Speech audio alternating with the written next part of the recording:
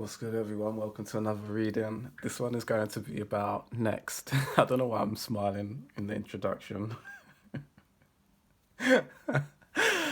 Maybe, maybe there's going to be some jokes in, but I don't know. But I'm getting like what's happening next. I was almost actually getting um, like a synchronicity was coming through of like next generation, but maybe just next. Um, Maybe what's happening next in your life, or who knows. But I don't know, it's always a good sign when I'm smiling at the start of the reading. Uh, what's happening for you next, or next wave type energy.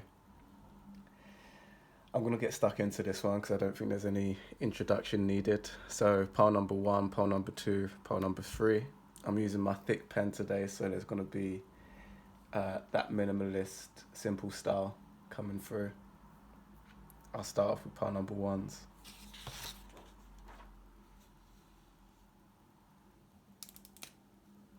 Next.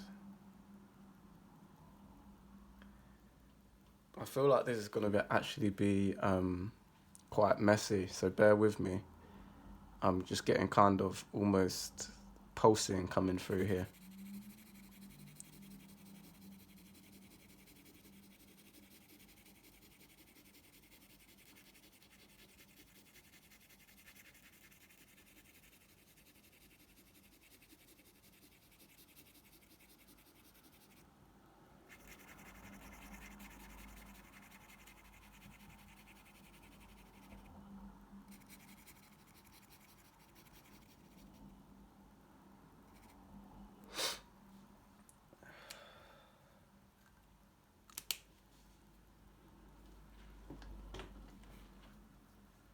Okay, so the title of this was next. What do you see? What do you feel? Pile number ones. Um,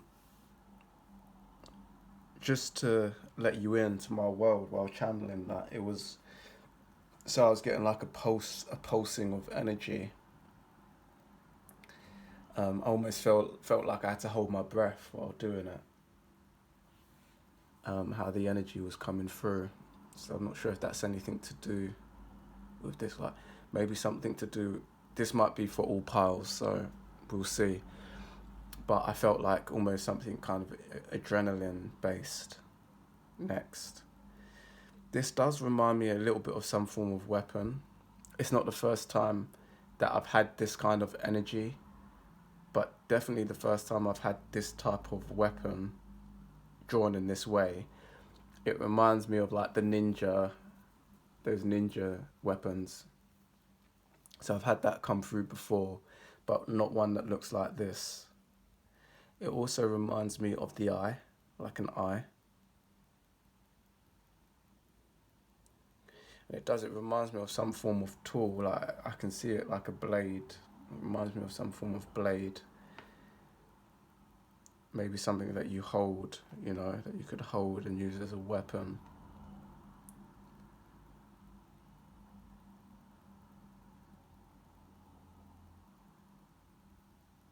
I feel like this has got some ancient anchor into it as well.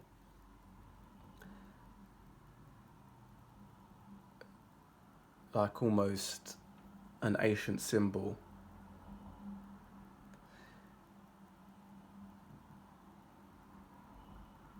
I'm not sure how to give you an example, pile number ones, but almost imagine like alchemy signs. That's kind of coming through, like alchemy signs. It's not quite that, but it's, if you can imagine like alchemy symbols, for some reason it's got that vibration behind it.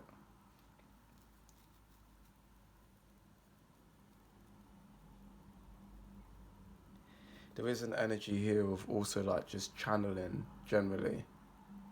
So this might be something to do with you perfecting, or maybe even like there's these two sides here, a little bit yin and yangy. perfecting something in your channeling process. I'm getting the words coming through like attacking your channeling process, attacking it.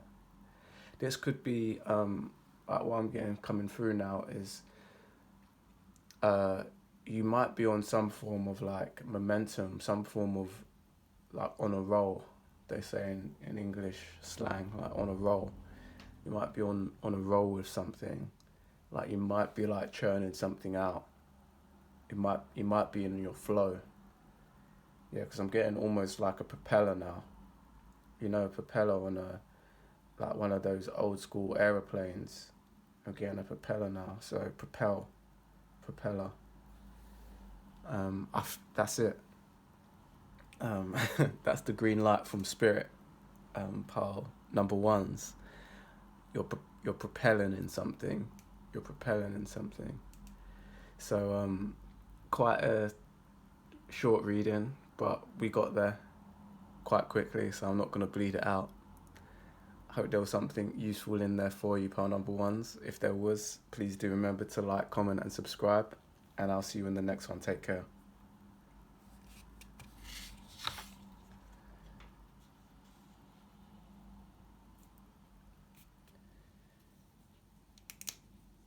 Pile number twos, quick readings today. Kind of a bursting energy coming through. So, what do you see? What do you feel?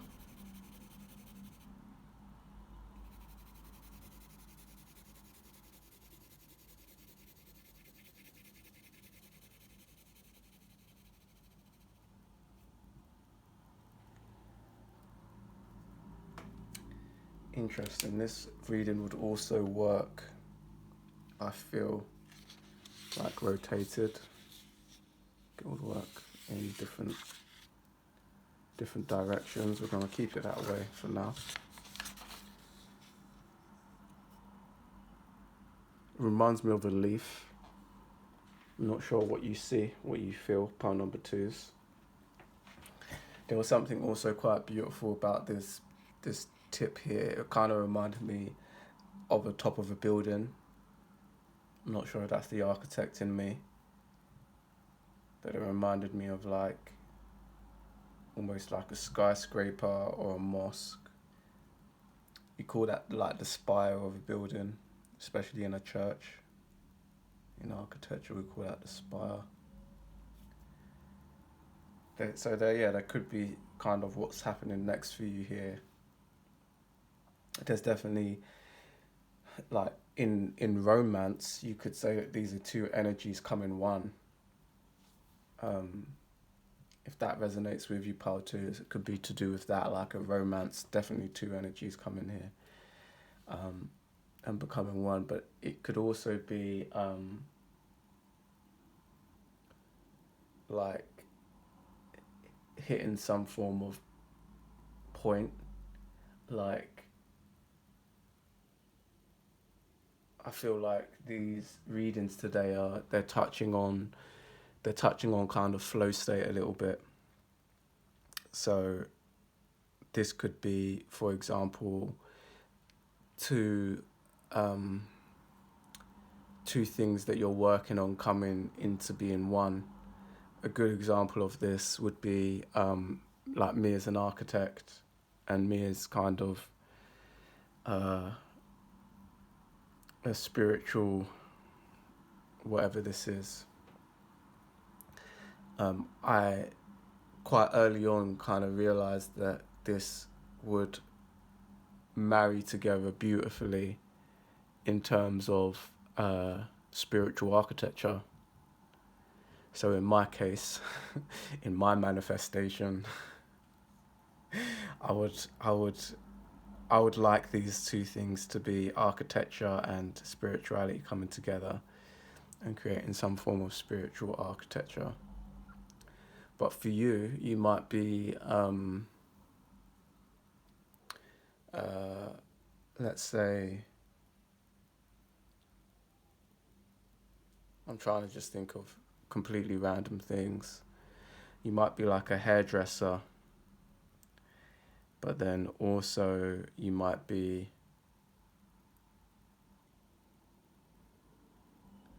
like a tarot reader,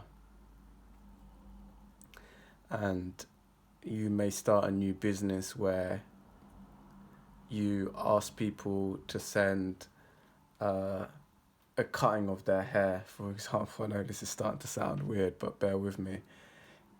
You start asking people. I actually read, I channel through cuttings of the hair.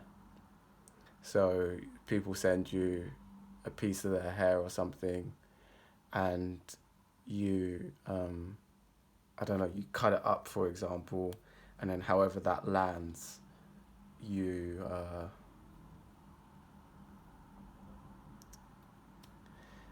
you create a reading. And let's just say, for example, you start realizing, oh damn, that's my. I'm sure this is probably a wacky idea for some people, but just so I can make my point. You're a hairdresser already, so let's just happen to say you're quite lucky. Let's say that like you have a vibe that gives off that you're a tarot person as it is. That means that like the clients that you may be attracted are into that spirituality anyways.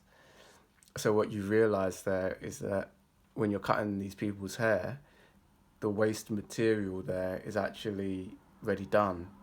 You don't have to. They don't have to send it to you. You can actually just pick up the hair because you've cut their hair and make a reading for them, maybe after the haircut, or you say, yeah, I'm going to use this later and send it over to you. So I know that seems a bit like a far-fetched idea, but I'm just kind of giving you a metaphor of how there's these two ideas that are coming together, and maybe they seem unexpected for you. Maybe it does seem almost a little bit wacky, that it catches you off guard, you know? So that's something to pay attention to for what's happening next for you, pile number twos. I feel like that's it really. There is an energy also to pay attention to with kind of inner and outer. So one thing that I'm seeing here is the negative space, which is the white space here, and then the outer space, which is the black. There's kind of a reflection here. There's a womb energy. There's this energy. There's the enclosing. It could almost be like at the cup of the hands, the prayer, the cupping. So if those words kind of mean anything to you, it could be related. But yeah, definitely a sense here of spiritual stuff as well. I think that was a common thread in these readings. Pile number twos, I hope you enjoyed the reading. If you did, please do remember to like, comment and subscribe, and I'll see you in the next one. Take care.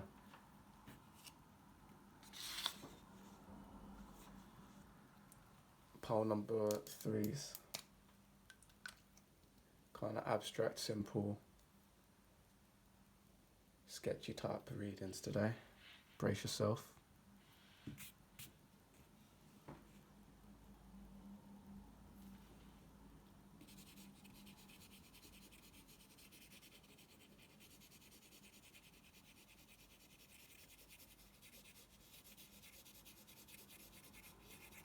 Completely different.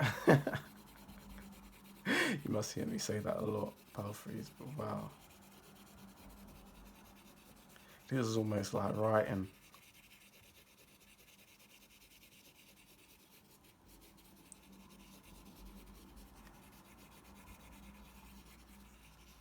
Okay, bear with me.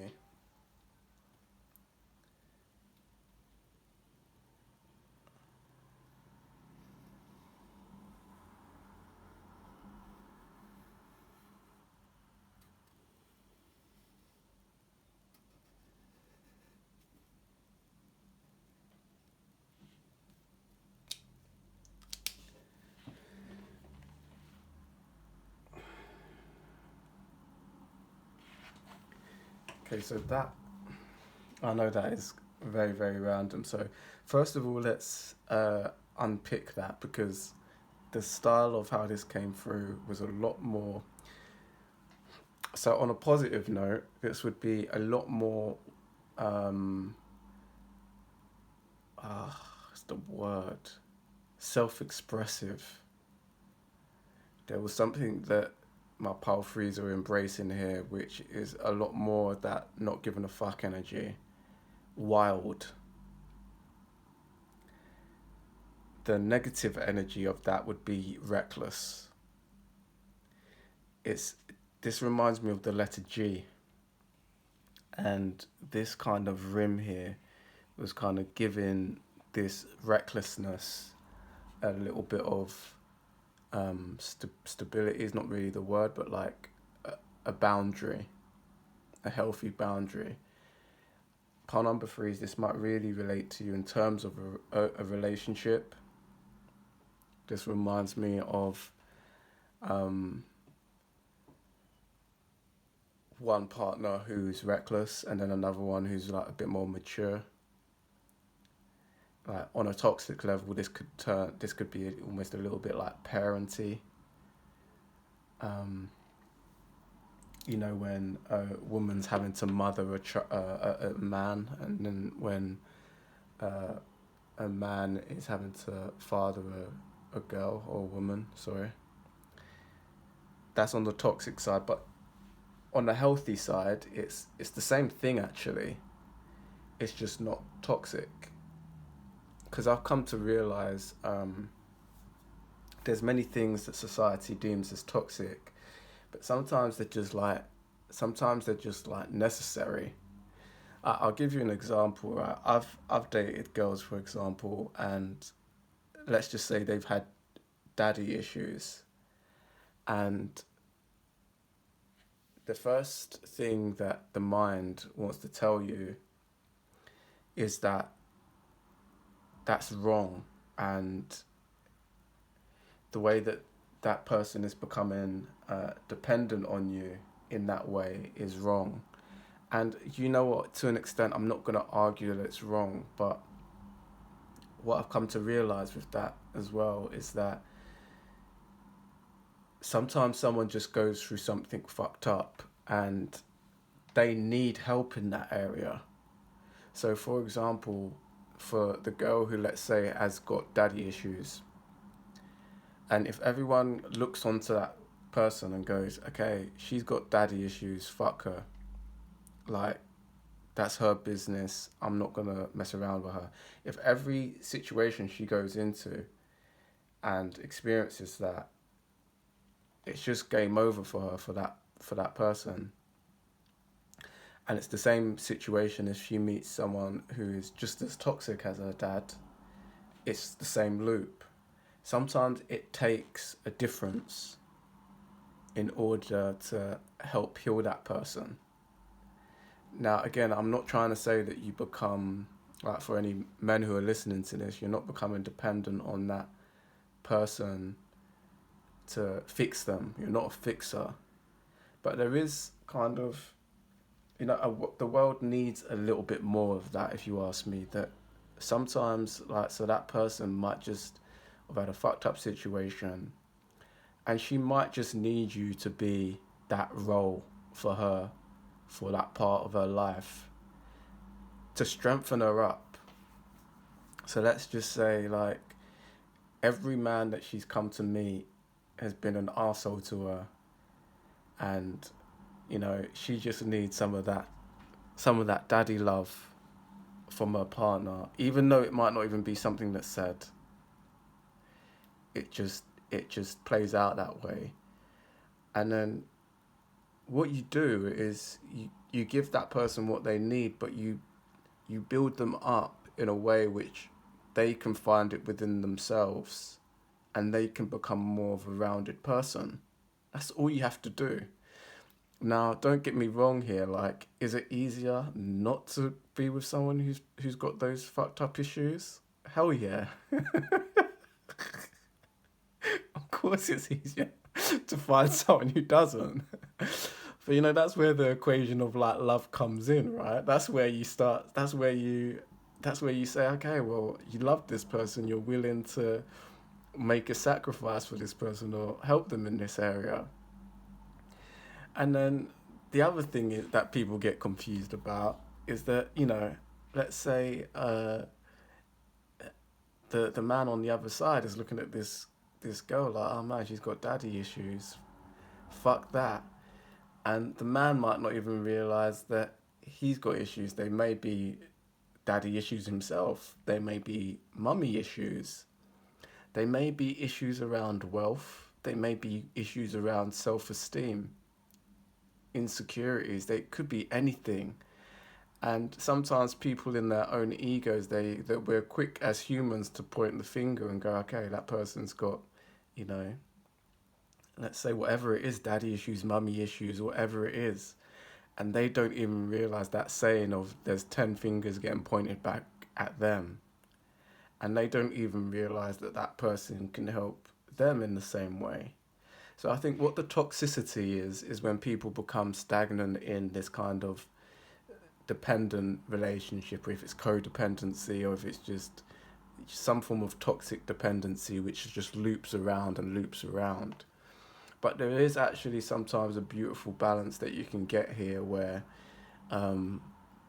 you can lean on people for certain things that you never had from the people you should have had it from.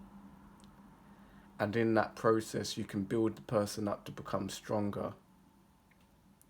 Pile number 3 is what I'm trying to get at here with you, and it seems to be this relationship. This could also almost be mirrored and flipped. That there may be a relationship, and it might not even be romantic, where there's something about you which is maybe wounded or reckless, and this person is coming to put a nice boundary around it, and unbeknownst to you, or unknown to you, let's not use words that I can't even pronounce, unknown to you, you're actually helping this partner in a different way. And another thing that I've come to realize as well, and I'm guilty of this, is that sometimes when you're in a relationship with someone, let's say they've got some form of wound in a certain area, like another thing that the ego can do is that we can play tricks on each other in a relationship to say, your wound is bigger than my wound. We do that. And sometimes it's easy to look at that and go, yeah, that's just true. But sometimes, like again, I'll be vulnerable here and say, sometimes in my relationships, the other person might have looked more wounded than me, but that's only because I was better at not necessarily hiding it, but just getting on with my life and getting on with other things. And that might just seem like, so for any kind of masculine listening, that might just seem like the right thing to do. But the problem there is that it's still some form of suppression. So just because you appear strong, I've lost count of how many people I've heard who've told me, Zed, obviously using my real name, I don't know how you've been so strong through that. And, hearing that and thinking in my head, you've got no idea. You've got no idea. You've got no idea. And it's not always that it's not necessarily that it's faked either. It is a form of strength. It's a strength at a cost. The analogy I've got here that it reminds me of is that a tree, and when someone puts a swing on that tree, and this is ironic actually, because I put a swing on a tree for my nieces and nephews not too long ago. I'm just getting a picture of that coming into my head. You put the swing on this tree, right? And people see the swing on the tree, and this is a really good analogy for people. Give me an amen, hallelujah after this. People see the swing on the tree, right? And the first time you put the swing on the tree, you're like, okay, is this branch strong enough to put the swing on this tree? And you go, yes, it is. You tie it on, you give it a hard tug, you make sure that it can take the weight. And then what actually happens is over time, people use this swing and they become so familiar with the tree being able to take the weight of the swing that they forget that every single time they're swinging on the swing, they're putting that tree through strain. Because that tree is so used to taking the weight of that child or of that human being, we forget that the swing is every single time they're taking the weight of that swing. This is like a perfect example of the masculine energy. And you might argue how the feminine does not understand the masculine energy. Every single time that child gets onto the swing, the masculine takes that weight, and the child becomes or the adult, not to trigger anyone, the adult becomes so familiar with that branch being able to take the swing that she forgets, or he forgets, however you want to put the scenario, that every time the tree is taking that weight. And then sometimes what happens is the tree gets old. Or what sometimes happens is that, the rope on that swing, over time that starts to actually grind into the branch of that tree. And that branch sometimes snaps. Or that tree sometimes dies. And it's not until that moment that people then realize, oh, okay, damn. That big old tree. I miss that big old tree. And that's the flip side, sad story of the masculine, I believe, at least coming from someone who, who's in that energy. I dare say divine masculine energy. So that sounds a bit cheesy to me, but someone who's in that energy, like that's to get the violins out for your story. Like we hear the feminine story, but that's kind of our story. So I just wanted to end you with that. Pile number 3 is generally there's something beautiful going on here with this relationship, depending on, it doesn't matter if you're the masculine or feminine in this relationship. There's something beautiful going on here with like I said, the boundary and the wildness. The negative side of that, I'll just warn you that you don't want it to become something too dependent. But then the beautiful side of it is that there's just a beautiful balance happening here, a beautiful synchronicity, almost like music. It's a beautiful bass and